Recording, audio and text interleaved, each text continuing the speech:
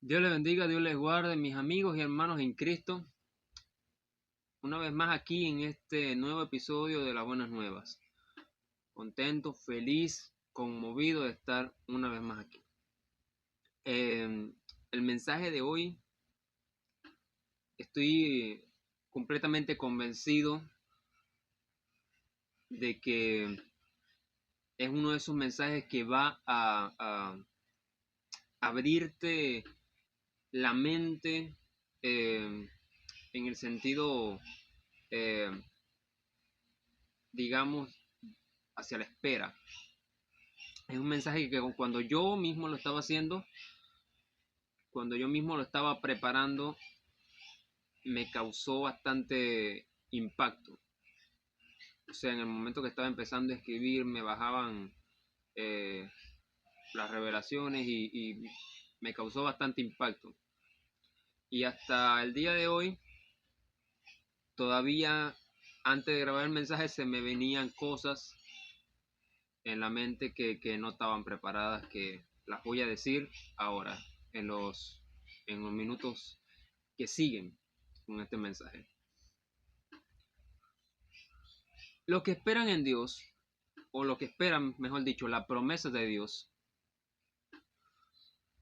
son personas que están convencidas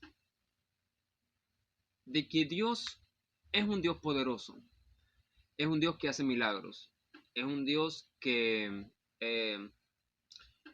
tiene la última palabra y que no es hombre para mentir. Eso nosotros lo sabemos. Y los que esperan en Dios, los que están esperando las promesas de Dios, también. Pero hay una cuestión en esto, que hay personas que arrebatan la promesa de Dios y hay otras que se la quedan esperando, hay otras que simplemente la esperan y hay otros que la reclaman. Cuando nosotros reclamamos la promesa de Dios, que no es que esté mal, nosotros podemos reclamar las promesas que Dios tiene, pero cuando le decimos a Dios como si fuese una orden de que tiene que cumplir, ahí es donde las cosas se empiezan a poner feas, ¿no? Por decirlo de un modo. Siempre digo que una de las mejores formas de encontrar las promesas de Dios es la ley de la siembra y la cosecha. Si tú siembras, vas a cosechar algún día. Esto no es de un día para otro, no es algo que hoy doy el diezmo hoy y ya dentro de una semana yo tengo que tener todo lo que siempre quise monetariamente hablando. Es cuestión de siembra, de sembrar y sembrar y sembrar y sembrar. Ahora, el más alto secreto de esto, por supuesto, es la paciencia. Porque es el ingrediente primordial para esperar las promesas de Dios. Y yo soy alguien que estoy diariamente luchando con mi paciencia. Yo soy el rey de la impaciencia. soy un hombre que me desespera esperar. Y Dios, cuando nosotros somos así, tiene que tratar eh, con nuestro corazón, con eso malo que tenemos en nosotros. Y a veces ese tiempo de que Él trata con nuestro corazón, la espera se hace más larga. O sea, porque hay personas que saben esperar y otras personas que esperan mal. Personas que esperan bien. Entonces, yo estoy en estos momentos en un tiempo de sembrar. En un tiempo que necesito sembrar y sembrar. Y yo he sentido de parte de Dios que estoy en ese tiempo de solamente sembrar. O sea, Dios me ha hecho sentir muchas veces de que no estoy en tiempo de una cosecha.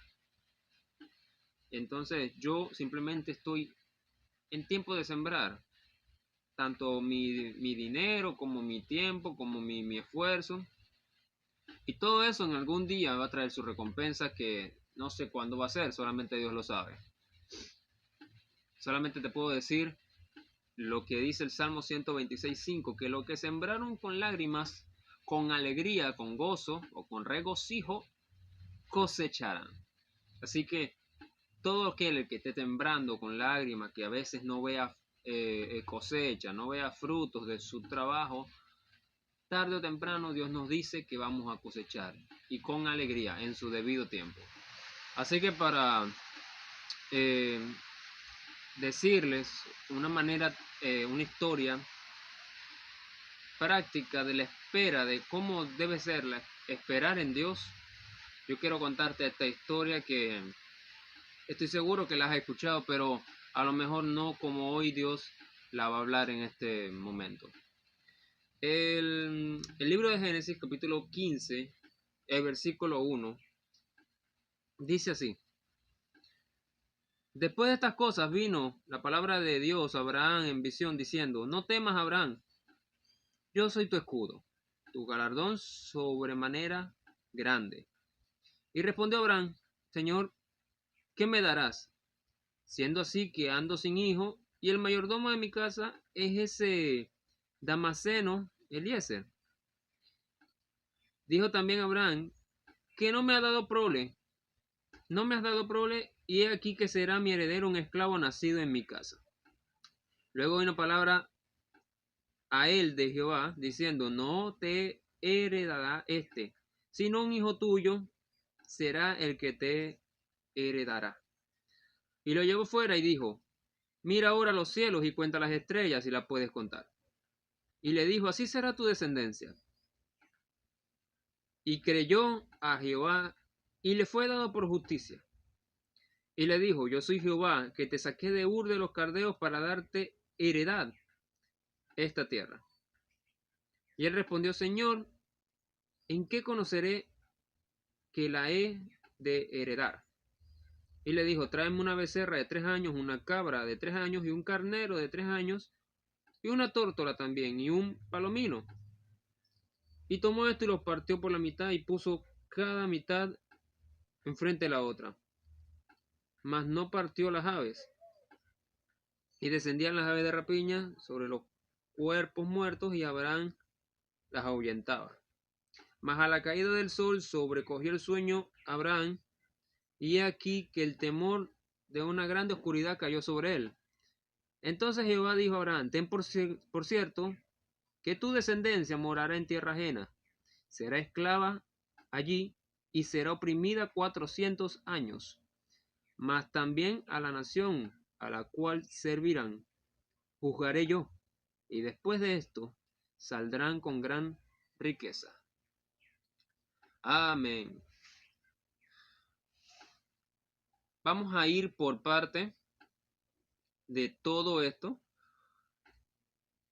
para entender más o menos cada versículo, qué es lo que quiere decir. Ok.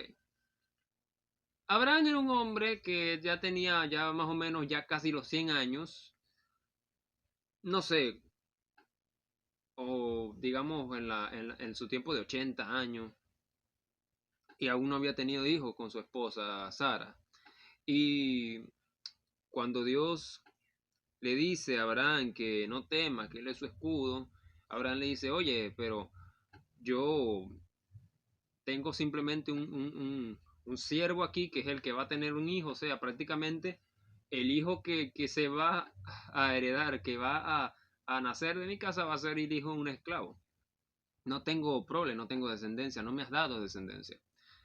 Y Abraham, Dios le dice, bueno, que le iba a dar un hijo a él y que las estrellas del cielo, así como eran las estrellas del cielo, iba a ser su descendencia. Así que paso número 1, un esclavo nacido en casa, dice Abraham. Dios, Abraham tiene una promesa de Dios, ¿no? Tiene eh, una visión que Dios le dio acerca de su descendencia. Esa es su promesa. De su descendencia y de la tierra que Dios le va a entregar, que Dios le prometió. Pero Abraham dice que un esclavo nacido en su casa. Esto puede representar la realidad de la vida, ¿no? Todos nosotros tenemos ese sueño, esa promesa de Dios, la que sabemos que va a venir, pero todos metafóricamente hablando tenemos un tiempo de un esclavo en nuestra casa. Ese esclavo puede ser un trabajo que no nos gusta, puede ser un tiempo que estamos corriendo eh, de un servicio que no nos compete. Ese tiempo puede ser, eh, no sé, que te están menospreciando. Todo eso puede representar un esclavo en su casa. Cuando Dios da una promesa a alguien y alguien pone su realidad primero, Señor, cómo me vas a dar esto si a mí me está pasando esto? Mira, si a mí nadie me toma en cuenta. Eso es lo que está diciendo Abraham, en otras palabras. Pero más adelante dice que él creyó a Dios y le fue dado por justicia. O sea, la creencia de Abraham le fue dada por justicia, como un hombre justo, un hombre limpio, honorable. Dice Dios, yo soy el Dios que te sacó de Ur de los Caldeos. Ur de los Caldeos eh, era una ciudad que estaba, digamos, unos 2070 años antes de Cristo. Y que luego se transformó eh, en Babilonia. Eventualmente se transformó en Babilonia. Ur de los Caldeos era una ciudad completamente rica, totalmente próspera, una ciudad llena de lujos, de comodidad. Y en esa ciudad estaba Abraham, cuando Dios le dijo, vete de tu tierra y de tu parentela. Ahora, ¿qué puede representar en este caso Ur de los Caldeos? Representa el mundo al cual Dios nos ha sacado. Cuando dice la palabra que Ur era un lugar totalmente lleno que era rico, que era próspero, se está refiriendo a la puerta estrecha del mundo en que nosotros vivimos. La puerta ancha. La puerta ancha tiene muchas cosas, ¿no? Riquezas en el sentido, vamos a hablar crudamente, ¿no? Sexo, alcohol, drogas, vivir a su manera, enfiestarse, etcétera. Esa es la riqueza que satisface la carne, de la cual Dios mandó a sacar a Abraham. Porque nosotros cuando creemos que eso está lindo, que eso está hermoso, que todo eso está bien. Y esto es lo que Dios le dice, yo soy el Dios que te sacó de Ur de los Caldeos. No se te olvide que a pesar de ser una ciudad, como repito, próspera, representa al mundo en ese sentido de la riqueza. No que el mundo sea bueno, sino esa riqueza artificial que da el mundo. Luego, después dice Abraham que cómo él va a saber aquí viene una parte importante. ¿Cómo él voy a saber de que esa tierra va a ser mía, que yo la voy a heredar? Y Dios le dice que le hiciera un sacrificio, que cuando le dijo, tráeme el carnero, tráeme el becerro, tráeme el palomino. Y esta es una verdad escritural. Cuando Dios, Abraham le pregunta, o sea, ¿de qué manera puedo saber que eso que tú me dices es cierto? Y Dios le pide un sacrificio a Abraham. Ustedes saben que yo no soy alguien de estar hablando, digamos, que seas un hombre de ayuno, que te metas 40 días de oraciones. Pero en esta etapa Dios está pidiendo algo, ¿no? Que es un sacrificio. Dice, para que tú sepas de que eso te va a venir, que eso va a llegar hacia ti, que esa promesa se va a cumplir, tienen que ofrecer un sacrificio. Un sacrificio, ahora en estos momentos, puede ser entregar nuestra vida a Cristo. A todo lo que Él diga, sí, para adelante es para allá. El sacrificio, no sé, del dinero, el sacrificio de entregarnos más a Él, de orar, de ayunar, de motivarnos a buscar más de su palabra.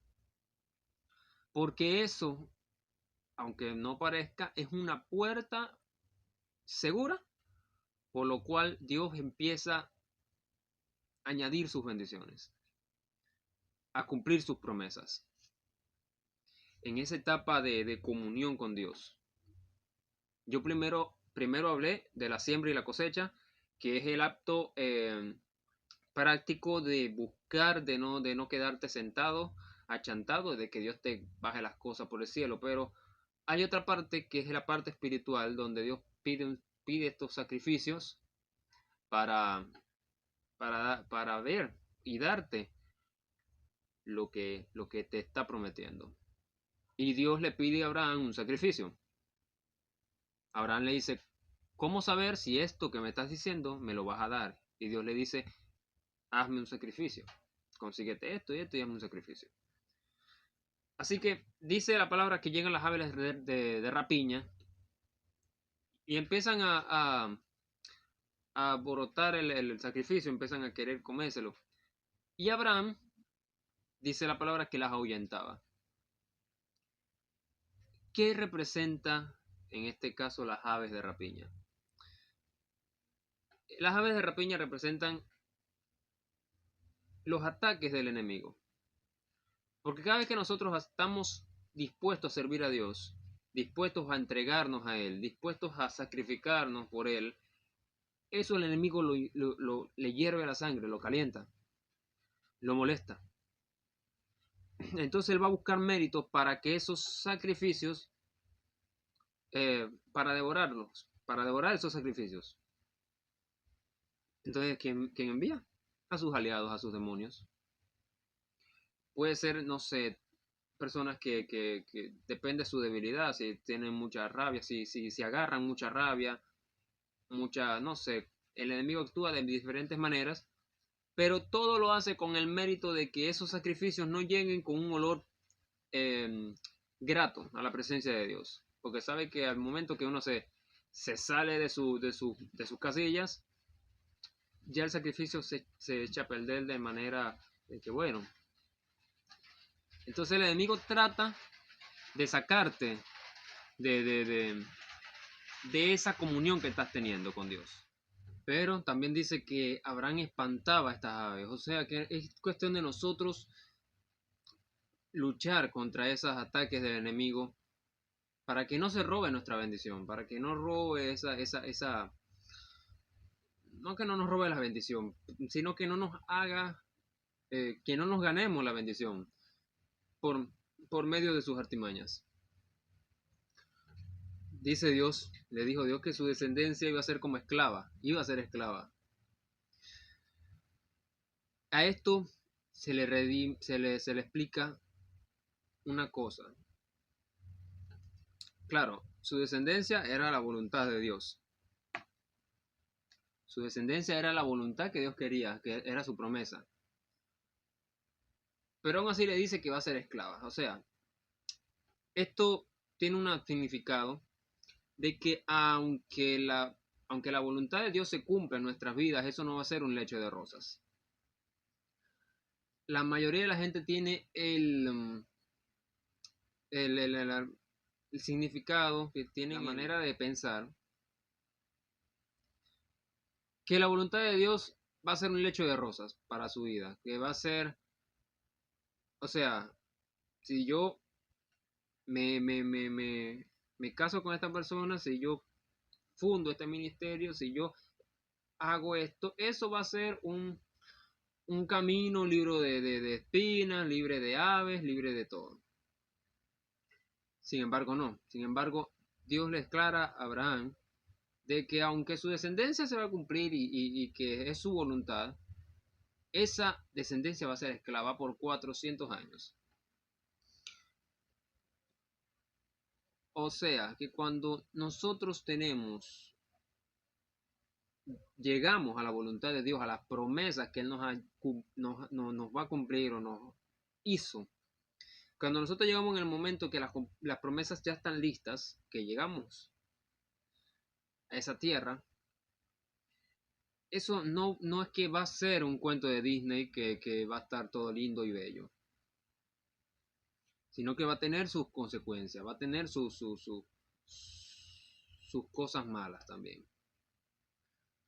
Como todo, porque es una bendición por un lado, pero es también una bendición, un problema que viene con la bendición, un santo problema. Cada bendición trae su problema, pero es un santo problema. Esto es lo que Dios le dice a Abraham. Y después de toda esa retaíla de cosas, Dios le dice, bueno, después de esto, saldrán con gran riqueza. O sea, después que todo, de que el sacrificio, de que las aves de rapiña, de que el hijo esclavo, de la descendencia, después de todo eso, dice Dios, saldrán con gran riqueza. Dios siempre le dijo la verdad a Abraham y nos la dice a nosotros, que el camino no va a ser fácil, pero siempre nos aclara el final, del que el final va a ser un descuento, un final que vamos a salir victoriosos de esto. Ahora, les quiero explicar más o menos eh, esta, esta manera en que Dios actuó con Abraham. Porque claro, si ustedes leen el versículo 5, dice que Dios lo llamó, Génesis 15:5. Dios llamó a Abraham y le dijo, sal afuera y mira las estrellas, cuéntalas, si es que las puedes contar. Así te digo que así como la ves, así será tu descendencia. Eso Dios le dijo a Abraham. Y luego del sacrificio, más adelante en el versículo 12, dice, pero a la caída del sol, agarró un sueño Abraham, un profundo sueño. El sol empieza a caer más o menos como desde las 6 de la tarde, por ponerle redondeando más o menos. 6 de la tarde. Vamos a decirle ese horario. De 5:30 a 6 de la tarde es la hora en que el sol empieza a caer. En otras palabras, en otras versiones dice, cuando estaba anocheciendo o cuando había anochecido, toma un profundo sueño Abraham. Echamos unos versículos para atrás. Dios le dice a Abraham, mira el cielo y cuenta las estrellas. Pero echamos unos versículos para adelante y dice que estaba anocheciendo. Entonces, ¿qué hay de extraño aquí? Que no era de noche. La revelación que Dios le estaba dando a Abraham de que su descendencia iba a ser como las estrellas del cielo, no se lo estaba diciendo de noche, se lo estaba diciendo de día. No se lo estaba diciendo de noche, se lo estaba diciendo de día. ¿Por qué de día? ¿Por qué de día?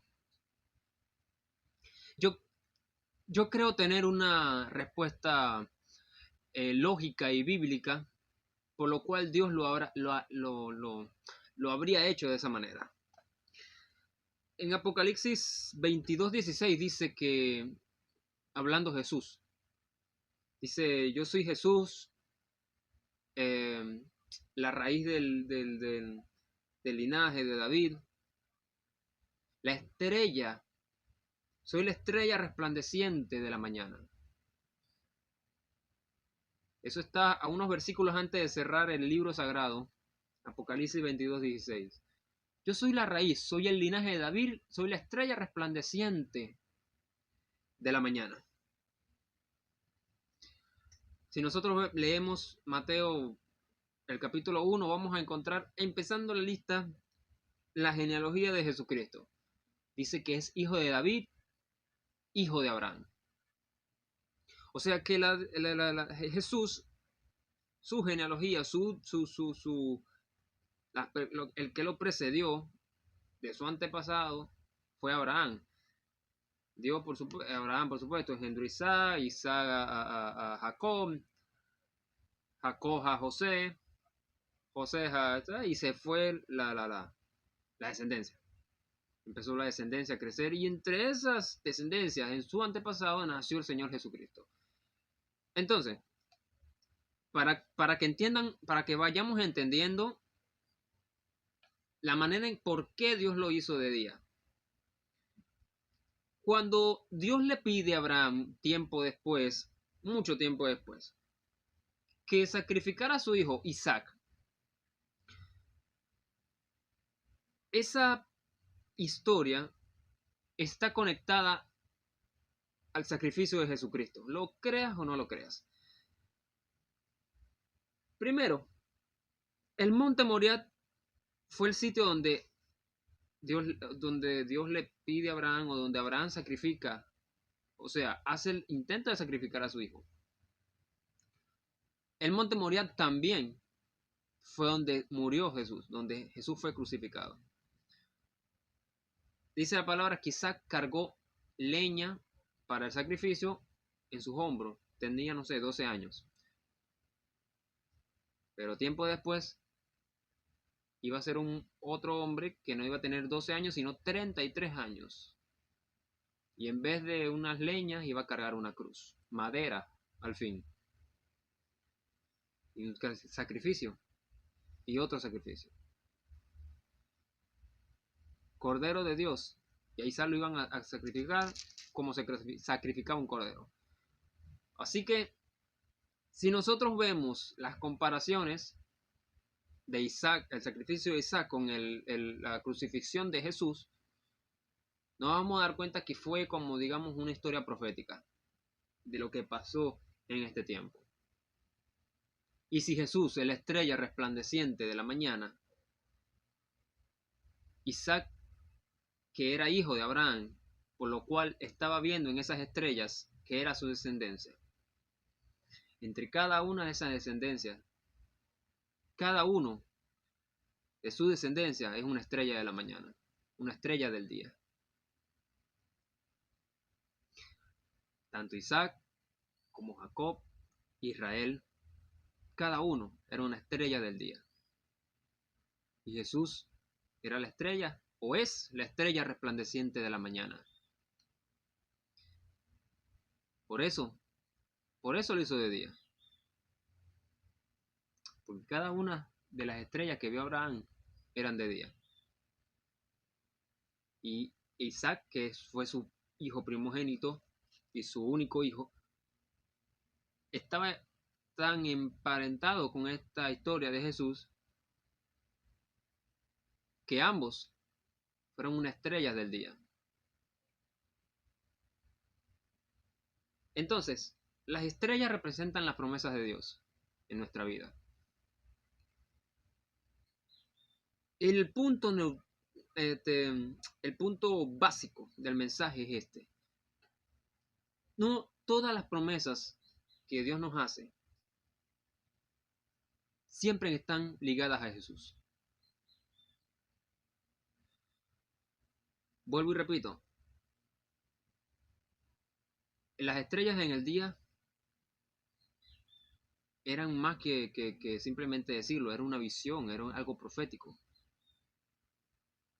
Y estaban ligadas, así como Isaac, ligado su sacrificio, ligado a la crucifixión de Cristo, estaban ligadas.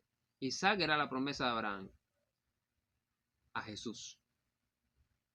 Ambos eran una estrella del día. Cuando nosotros queremos saber cuál es la promesa de Dios, las promesas de Dios siempre van a tener su mirada puesta en Jesús. Dios nunca te va a decir una promesa por decirla, simplemente porque se le ocurrió. Cada promesa, por pequeña que parezca, está ligada a Jesús. Cada cosa que Dios nos entrega es para empezar a creer nuevamente o empezar a creer más en Jesús. Por eso es que hay personas que cuando te dicen, ven y te dará Dios esto, ven y te dará Dios aquello, ven hermano y vas a tener un carro del año, vas a tener la casa del año, cuidado. Cada una de las cosas que Dios nos entrega es para unirnos a un propósito más con Jesús. La promesa de Abraham estaba ligada a Jesús. Y nuestras promesas de hoy en día también tienen que estar ligadas a Jesús. La promesa que Dios nos da es para que avancemos un paso más en nuestra relación con Cristo o en algo para hacer para Cristo o en algo en que Dios nos quiera, en que Cristo nos quiera poner, dejar, servir. Entonces, cuando nosotros estamos reclamando promesas, tenemos que estar completamente conscientes de que no es algo por satisfacción nuestra. Es algo mucho más profundo, es algo que tiene que ver con Cristo. Las promesas tienen que ver con más de seguir a Cristo. Entonces, cuando alguien te diga cosas como que promesas vacías, promesas vanas, como estas cosas que se predican ahora, que ven al púlpito y da $100, ven para que Dios te sane, ven para que Dios te bendiga, para que Dios te multiplique. Esas cosas no son estrellas en el día. Esas cosas son naturales de este mundo, son estrellas de noche. Nadie se sorprende con las estrellas de noche. Las estrellas en la noche son las cosas más naturales que tú vas a ver. Las estrellas en el día son las cosas en las cuales involucran a Jesús. En que cuando la gente ve, se sorprende. Las promesas de Dios no están basadas en que Dios te dé más dinero de lo que tienes, que Dios te dé una mejor posición de la que estás. Que si lo hace, amén, gloria a Dios. No estoy diciendo que no, pero no es eso por lo cual nos metimos en el Evangelio. Las promesas de Dios, vuelvo y repito, tienen que estar ligadas a Jesús. Cuando alguien te dice una promesa de Dios basada en este mundo, no basado en más allá, esas son estrellas de noche, estrellas comunes y corrientes, estrellas que no tienen nada de sobrenatural en ellas. Porque son cosas materiales, son cosas que se consiguen, que van, que vienen, que se quedan cuando uno se va. Las estrellas en el día son las cosas espirituales por las cuales Dios nos llama a ser. Las estrellas en el día son las promesas de Dios cuando te dice que vayas a darle a unos chiquitos con hambre.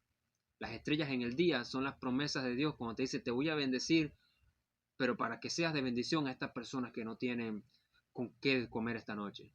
Las estrellas en el día es te voy a dar este cargo, pero para que transformes una generación, para que prediques el evangelio.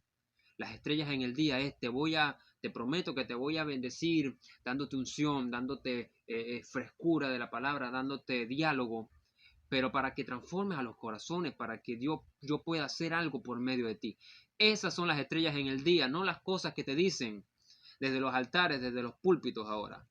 Esas son estrellas de noche que te digan, ven, ven y Dios te va a dar esto, a ofrenda y Dios te tiene que multiplicar. Y esas tonterías que te han dicho, esas son estrellas de noche que no tienen ningún valor y que nadie se sorprende al verlas. Las estrellas que la gente se sorprende al verlas son las estrellas en el día, las estrellas que están ligadas a Cristo, las estrellas que están ligadas a Jesús y las que hace que transformes y transformes y transformes, que la gente dice, wow, yo quiero eso que tiene este hombre.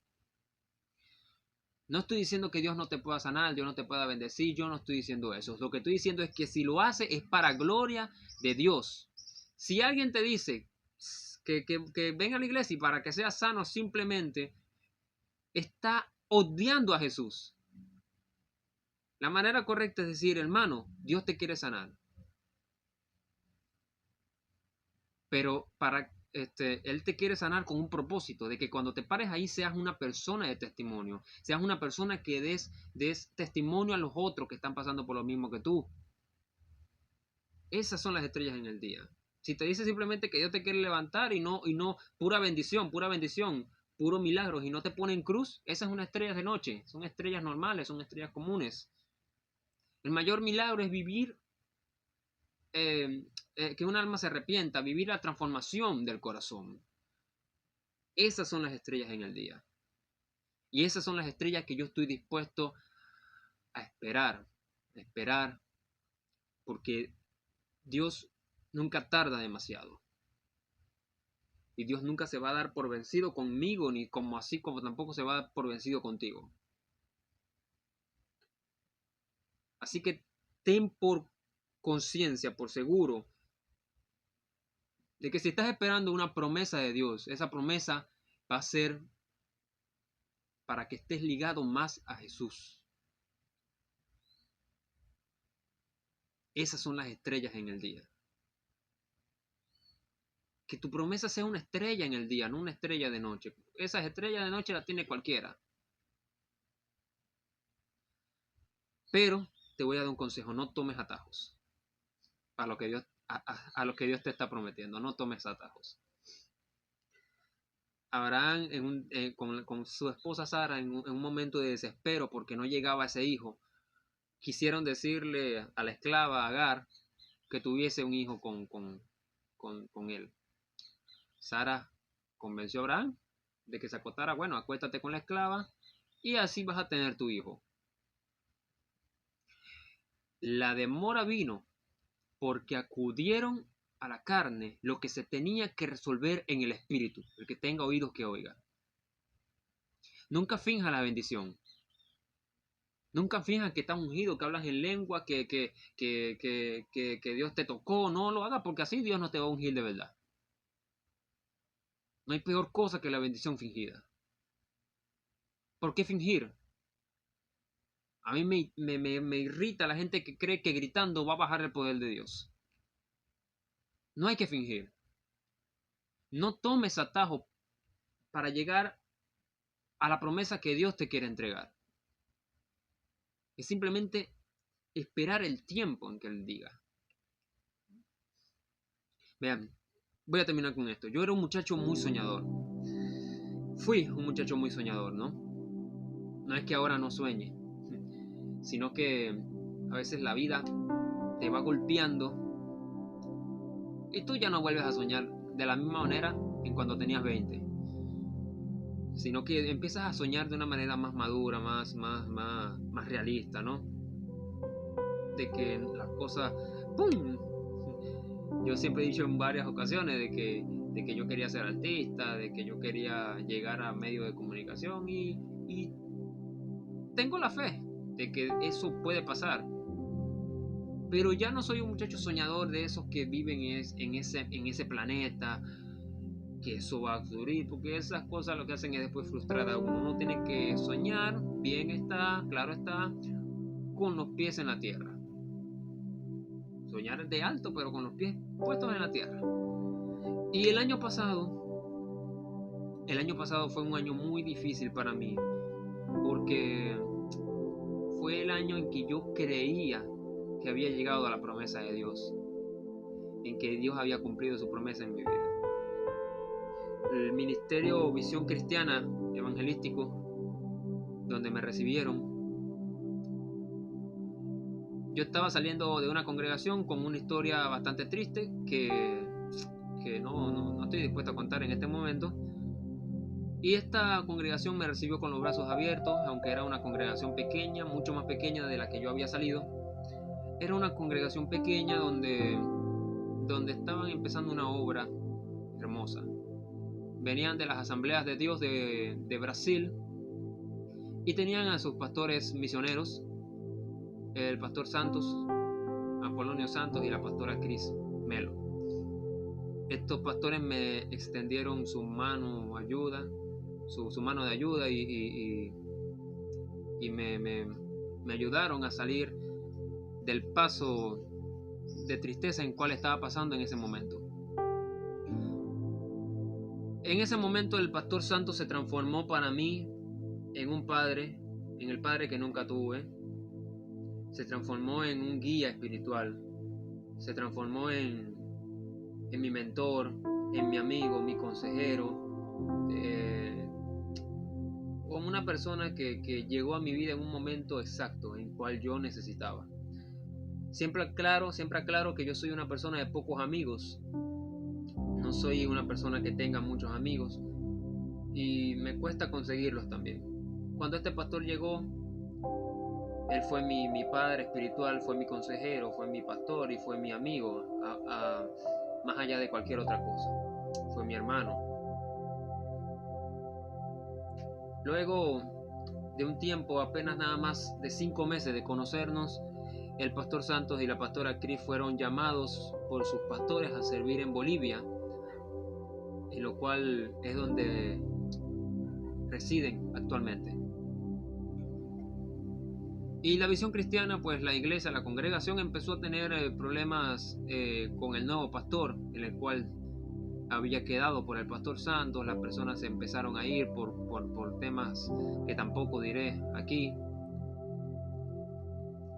Y de alguna manera los planes que tenía con el pastor Santos empezaron a decaer, empezaron a perderse, porque teníamos muchos planes, muchos proyectos, muchas cosas con esta congregación. Yo había nombrado a los jóvenes, le había hecho un nombre, Generación de Esfuerzo, y los muchachos después empezaron a irse, después que el pastor se fue. Ahí conocí a Diosmari. Diosmari es una buena muchacha, es una buena niña, que sostuvimos una relación por un tiempo, más o menos de 8 meses, donde nosotros asumimos que queríamos estar juntos y queríamos casarnos y vivir la experiencia de llevar una congregación adelante y servir a Dios juntos. Y cuando estábamos en ese momento, yo juraba que todas esas promesas de Dios ya habían llegado a mi vida. Cuando había llegado ya la congregación, cuando había conocido al pastor Santos, había conocido a esta mujer, esta muchacha, yo sentía de que ya había llegado mi momento, de que ese era el momento mío, de que Dios había cumplido su promesa, había salido de un lugar que ya tenía tiempo con ganas de irme, y cuando llegué a este lugar con un padre, con un equipo, con esta muchacha que posteriormente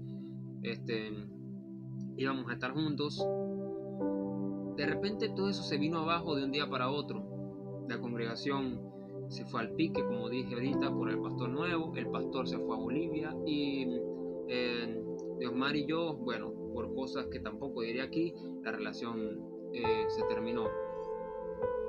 Así que yo también opté por irme de esta congregación al ver la raíz de que todo se había derrumbado. Y yo me ha costado mucho asimilar. Tengo más preguntas que respuestas para hacerle a Dios acerca de ese tiempo, acerca de eso, por qué pasó eso. Pero todas las preguntas si Dios me las quiere responder, y si no, simplemente sé que es su voluntad. Y yo no dudo acerca de las promesas de Dios. Me equivoqué, tal vez. Me equivoqué en creer de que esa era mi momento, que esa era mi cosecha. Pero Dios es tan bueno y misericordioso que hoy en día estoy en otra congregación, ¿no? Es una congregación con buenos compañeros. Tengo una pastora que es totalmente una mujer de Dios, llena de Dios. Y ahorita en este momento no estoy diciendo, llegó la promesa de Dios para mi vida, porque son a veces experiencias que tú aprendes a llevar las cosas con calma. Pero para terminar les voy a leer este versículo y con esto cerramos el capítulo de hoy. Pablo en Romanos 4:18 habla de Abraham sobre su promesa y le dice, él, hablando de Abraham, él creyó en esperanza contra esperanza para llegar a ser el padre de muchas gentes, conforme a lo que se le había dicho, así será tu descendencia. Y no se debilitó en la fe al considerar su cuerpo, que ya estaba como muerto, siendo de casi 100 años, o a la esterilidad de la matriz de Sara.